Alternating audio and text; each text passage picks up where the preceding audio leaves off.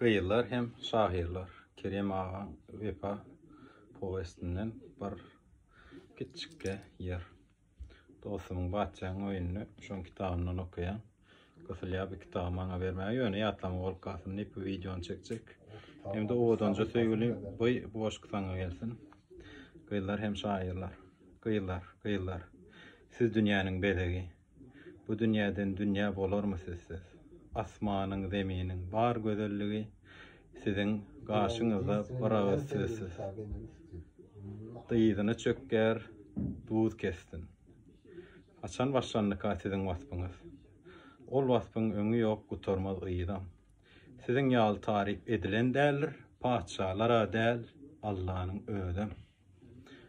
Dünya derep size aydılan vasfın, müňden bir bölüğün aýtsalar bize, yani erkeklere. Onu biz bir wagt dälräp düwleşip çıkardık düze. Size ağaçlarım güllerem aşk. Bagwanyň özi hä aşk has beter.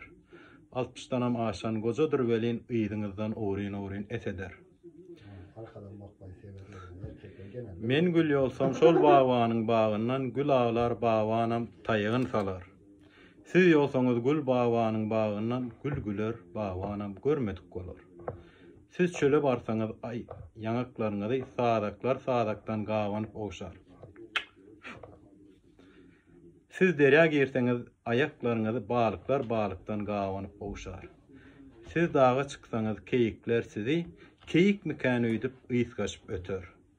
Näzikler içinde iň näzigi siz, beýikler içinde ondan beter. Kerem Ağa boş 10 ýaly seviyor.